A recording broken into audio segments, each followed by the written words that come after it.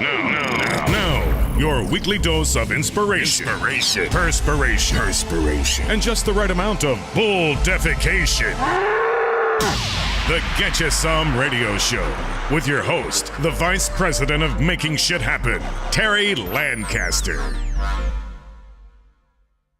Greetings and salutations. Welcome back to the Get You Some studio. I'm your host, Terry Lancaster, and today in the studio, we've got my buddy, Dave Delaney. Dave is a Canadian lost in Nashville, and he is also a social marketing strategist and networking consultant. He's the author of the book, New Business Networking, the founder of Future Forth, a columnist for the Nashville Tennessean, and all-around good guy. Dave, how you doing, eh? I'm great, man. Thanks for having me. Awesome. Oh man, I'm glad to have you on the show. You've been kind of one of my heroes from the get go. 4 years ago, I never ventured out of my office. I had a base of customers, but I wasn't really interested in networking. I didn't go to networking events. I didn't do a lot of social marketing, and then I met Dave.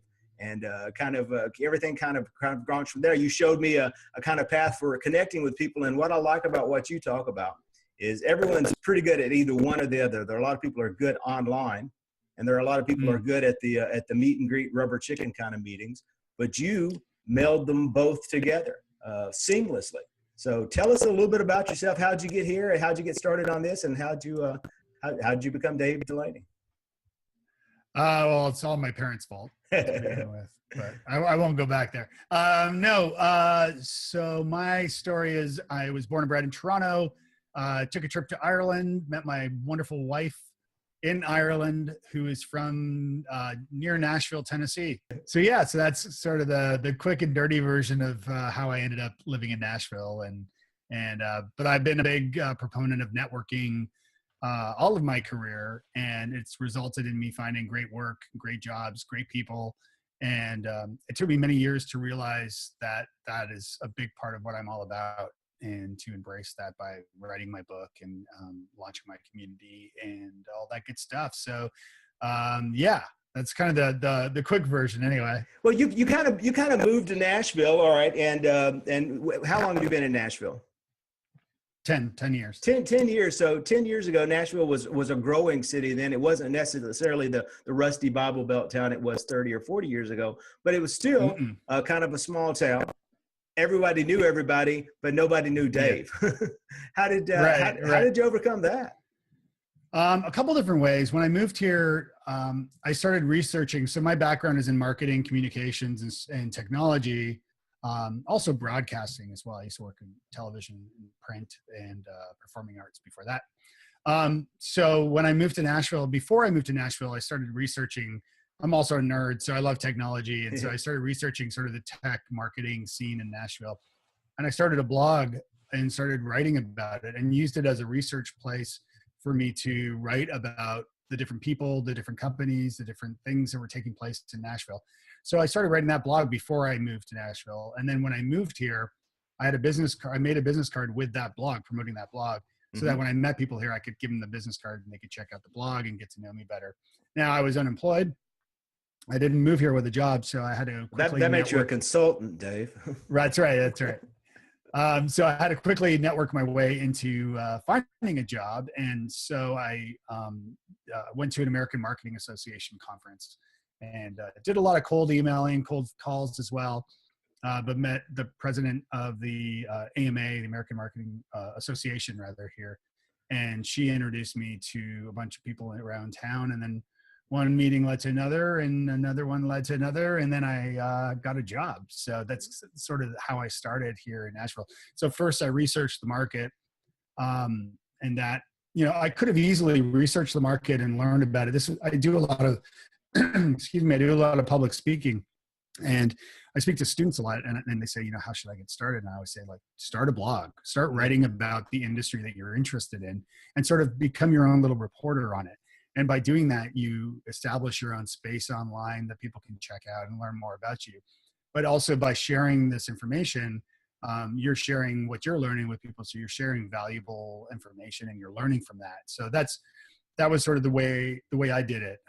You could easily I could have read the trades and just learned about what was going on, but instead decided to start a blog and share what I was learning as well.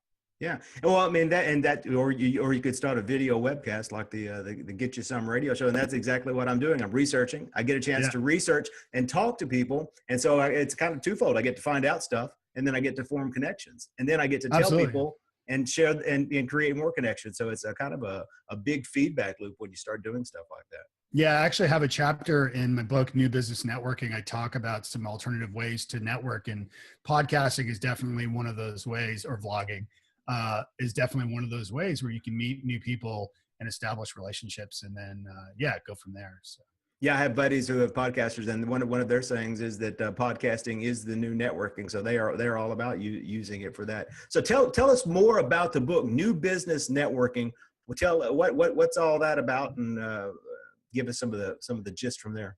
Yeah, so some of it. So the idea of the book is it's about networking online and using social media and social networks and content to network, but then it's also including offline. So it's about meeting people in person and organizing your own events or finding events to attend. In fact, I actually just launched an online course called betterconferencenetworking.com to learn how to network before, during, and after a conference or a trade show or anything like that.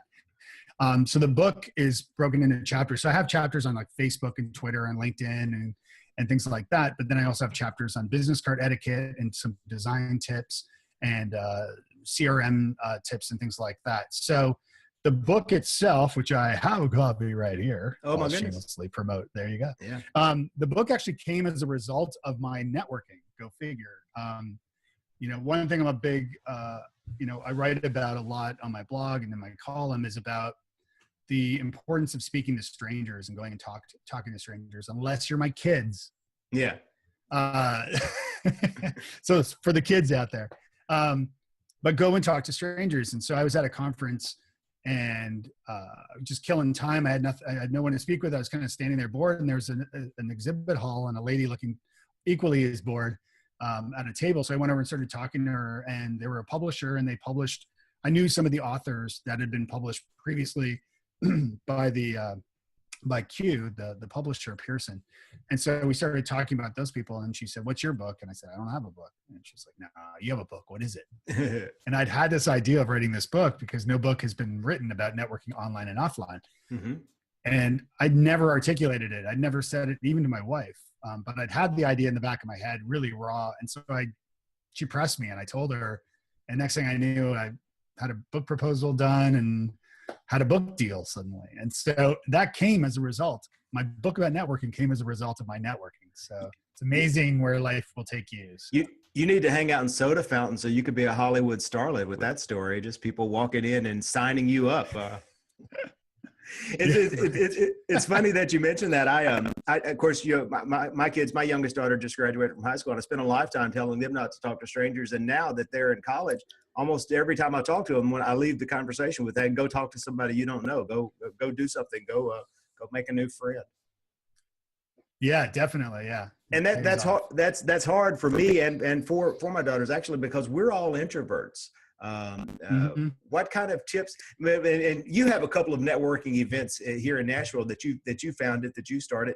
And I remember I went to one of yours 3 or 4 years ago, one of the Nash cocktail events, walked in, ordered a cocktail, didn't know a soul in the place, walked around with the cocktail in my hand, made one lap through, finished the cocktail, walked out the door without ever saying a word to a soul. So what tips do you have for people who don't like talking to strangers? Well, what I recommend is, first of all, I think of networking like first dates and job interviews. And what I mean by that is, if you could be single for the rest of your life if you never go on a date, even though you don't like to go on first dates, because nobody likes first dates because it's always awkward and horrible. Right. Not horrible, but it's definitely awkward. So, but you have to go on a first date in order to get to know somebody, right? And for job interviews, same thing. You've got to go to a job interview if you want to get a job. You can't just say, "I don't like job interviews, I'm not going to show up," because you're not going to get the job.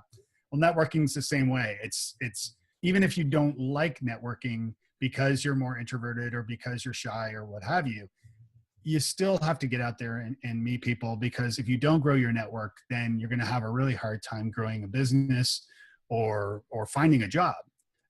Nowadays it's all algorithms trying to find people, and it's a lot trickier to submit your resume to endless websites and just hope.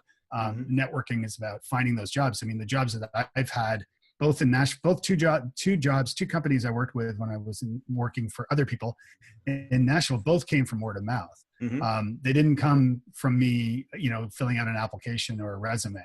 They came because I got introductions.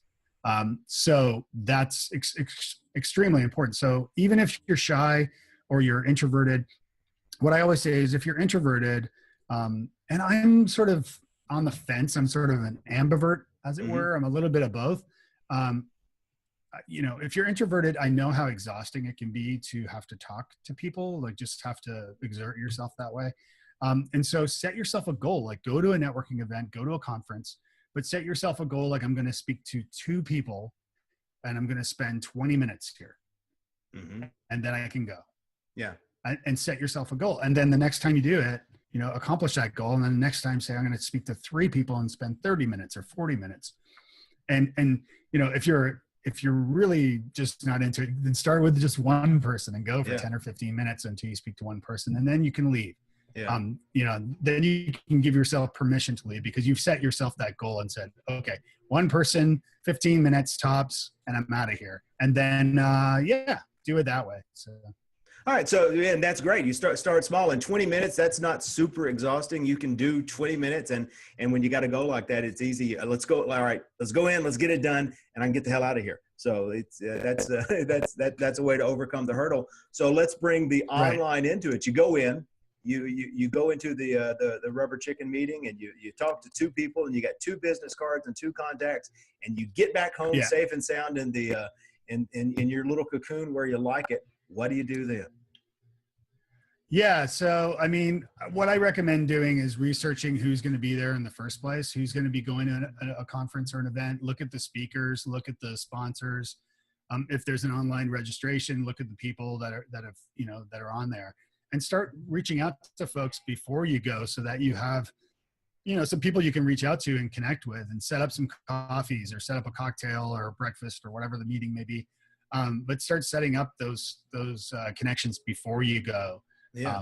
Because by doing that and investing the time in that and researching it, you get to know the people that are going to be there. And even if you don't get a chance to reach out or don't get a chance to connect with that person, at least they're now on your radar. And vice versa. So that when you do see them in the hall, you can go over and say, hey, Dave Delaney, I spoke to you. We exchanged emails before the conference. I know you're really busy and I know you didn't have time to grab breakfast, but if you want to grab a Coke in the hallway or whatever, that can happen from that. So I think taking the time beforehand to research who's going to be there can be very beneficial and really help you a lot. Now, how about follow up after the event when you've actually made the contacts, and what are some steps you can take to stay in touch and start building the relationship? Yeah, no, that's a great question. I always say following up is the second most important part of networking after following up, or after showing up, rather. showing up first, then following up. Showing up and follow up. Okay. Yes. Right.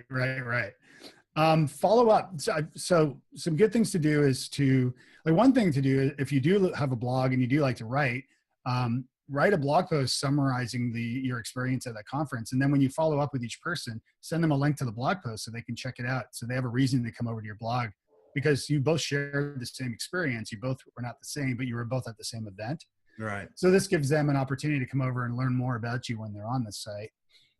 But follow up, meaning, all the business cards that you collected, all the people that you met, start writing, follow up with them, remind them where you met. Like if it was at the buffet line, or if it was, waiting for a cab or after a session or whatever it was, follow up with folks, explain how nice it was to meet them, maybe schedule a coffee if you're in the same market, or a meal, or at least a phone call just to follow up and learn more about them. But by writing that blog post, it can really give you, and it doesn't have to be on your blog. Like if you don't have a blog, you can write it as a LinkedIn Pulse post, or you can write it as an online publishing platform called Medium. You could use that, but just somewhere that you can send them a link so that they can learn more about you. And then you give them something of value as well at the same time. So tell us about some of the other things that you're doing. I know you're the founder of Future Forth. Tell me about Future Forth. Yeah, Future Fourth is a digital marketing consultancy. I consult companies and coach people on how best to use digital marketing. I've worked in the space for almost 20 years now, so it's been a long time. So I help people understand how to use social media, content marketing, email marketing, and SEO, SEM, all those good things and acronyms, to teach them how to use this stuff properly for their businesses. So if you're using Facebook for your business, for example, and you don't know if it's working or if it's not working, then you call me and I can take a look under the hood and let you know what's working and what's not, and give you a strategy and actually teach you how to do this stuff. So that's what I do at Future Fourth. And then the stuff on networking, everything I write about and talk about, I do a lot of presentations on networking, is at networkingfornicepeople.com. And if you are going to an event, I just created a free download. It's 10 tips.networkingfornicepeople.com, or go to the site and it's right at the top. Yeah. And that's a free 1-page, 10 of my favorite tips for networking at conferences. But there's some good stuff in there that can help you really capitalize on your investment in going to an event in the first place. So that will really help. One of the things I try to concentrate on, or I'm a little working on, is the difference between marketing for the salesperson, marketing for the individual, and marketing for the company, because there's so much that the individual can do beyond the level of what the company is doing. How do you, when you're working with a company and you're working with them on their social media strategy, how do you help them connect what they're doing to what their salespeople are doing? Because your salesperson people, if you own a company and you've got 10 salespeople, there's 10 advocates who are automatically there to share your stuff and spread the company's story. What are some ways that everything can get tied together for a little boost in synergy? Right. I think it's important that the messaging is on point. And so I'm not saying it necessarily has to be scripted or anything like that, but it's really important that your overall brand strategy, your brand message, what your company is all about, is clear to your sales team, so that they know all and your origin story, where this company came from, so that they have these talking points, so that when they're out there speaking to people, they know, they live and breathe the brand and they understand everything. So making sure that messaging is in place is really important, so that everybody is, on point and sharing the right information. So, and that applies to in person or online. Yeah. So, and most of our audience are salespeople, salespeople, real estate agents, automobile salespeople, insurance agents, solopreneurs. And my promise to them is everyone's going to get one tip. What's one thing you could do today when you turn off the computer, when you put down the phone after watching the show? What's the one thing you can do to start making your business and your life better? So I'm assuming from a networking standpoint, what's the one action step that you would advise anyone to start taking today, right now? Write down some goals on paper. Old school, I know, paper. Yeah. I love it, because for me, like, I have a daily to-do list that I write out. I have one for Monday through Friday and one for Saturday, and then I take Sunday off to do whatever. But because I work for myself, you know how it is. I mean, a lot of the time you're doing stuff at night or you're doing stuff on the weekend. Yeah. And to be honest, even on Sunday sometimes. But write out your goals and have them stuck on the wall above your desk, so that they're right in front of you all the time, that you can see exactly what you're trying to reach. And that way you can keep on target and focused and understand what you're trying to do. The daily to-do list, I love it on paper because I see it all the time. As I said, it's in front of me all day. I live on the internet a lot of the time, but I get distracted like everybody else. So, it's hard because I have clients, and I help them with Facebook, for example, but the notifications are still there for all the other stuff. And so it's difficult because you get distracted. Right. Squirrel. Yeah. You get distracted really easily. So having the to-do list on paper really helps you look back down and say, oh, I still need to do this. And then grabbing your pen or pencil and like scratching it off the list. There's nothing more satisfying than doing that with an actual pencil or pen, than doing it online. The to-do apps, I've tried a lot of those. Yeah. But I find still, if it's on my phone or on my computer, it's just gonna, I'm gonna have other notifications and distractions. So it's better just to have it on paper. Yeah. You know what? You're the second person now who has mentioned putting the to-do list as their one action step, getting your to-do list actually on paper, writing it down, keeping it on your desk where it's always there, always in front of you. Yeah, definitely. In fact, you can add something. I updated my to-do list. Also a download. Whenever I make these things and I start using them, I'll share them with people. So it's a download too. But I updated it last year to add a $ box to anything on my to-do list that equals money. Right. Because a lot of times, I'll have to-do items that are not to do with money, and not to say money, but bills need to be paid. Yeah. So I go through and find the things that are going to actually equal money, so that I can prioritize them and understand that, like, okay, I need to do that. Yes. Yeah. And the $ behind it keeps your attention. Yeah, definitely. Yeah, it helps. So what's going on in Dave's world? What's coming up new? What are you excited about? I just actually updated my keynote presentation, Networking for Nice People, based on the blog and based on my book. So that's updated. And I've been doing some training around Nashville, actually, and elsewhere, doing the keynote and doing in-house training. And then I also work with businesses. I just worked with one where I audited what they're doing, which is typically my Future Forth gig, and went in and did like in-house training on how best to use this stuff and shared my findings. So lots of stuff with Future Forth, lots of stuff with Networking for Nice People, and I love writing, so I'm writing quite a bit as well. So yeah, juggling. Now, one of your things, I haven't actually seen this presentation, but you have one presentation that's on using improv. Yeah. Just one more thing for my plate, right? So yeah, my background. So one thing that I studied improv at Second City in Toronto, where I'm from, and graduated from their improv. You and a couple other famous Canadians. So yeah, there's a few. There's a few of them there. So I studied Second City, or improv at Second City. And then when I lived in Ireland, I had an improv troupe that I started there.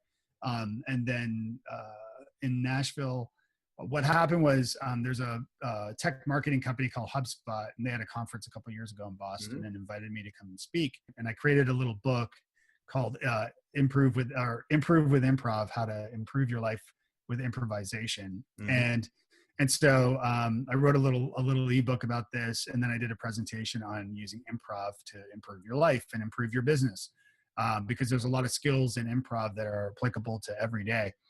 And then fast forward this year, I auditioned for an improv troupe and got accepted. Whoa. So now I'm doing improv again after like a 15 or 16 year hiatus. I'm actually performing improv once a month or so. Well, I think probably the greatest benefit of doing improv, I haven't done any improv, but I have done a lot of speaking, and I work with Toastmasters here, and part of their thing is getting up and being prepared to speak and being comfortable with being uncomfortable and getting used to uncertainty. I think that's probably one of the greatest benefits of improv is being comfortable when you're not sure where the situation is going to go. Yeah, definitely. Yeah. And it's also, it really helps you be quick on your toes and also accept things in your life as well, and kind of work with what you have. I've learned a lot. Actually, on the Networking for Nice People page, there's a speaking section. And if you go there, there's a video of that presentation that I did. So if you're interested in checking that out, you can see that improv talk. It's like 12 minutes long. It's just a little small, short little talk about improv, but it was a fun experience. I had a lot of great feedback from that. So that's something else that I'm definitely near and dear to my heart. All right. Well, let's wrap it up. How does everyone get in touch with you? Where are your sites again? Let's put it all in one place.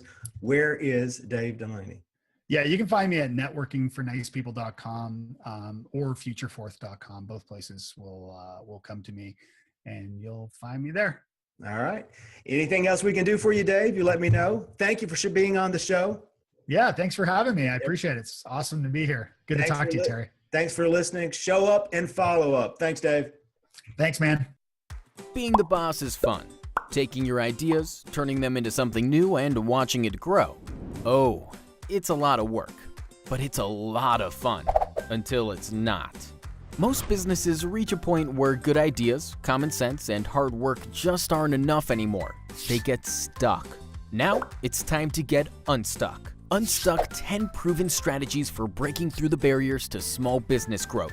Get your copy today and get unstuck. Get You Some Radio.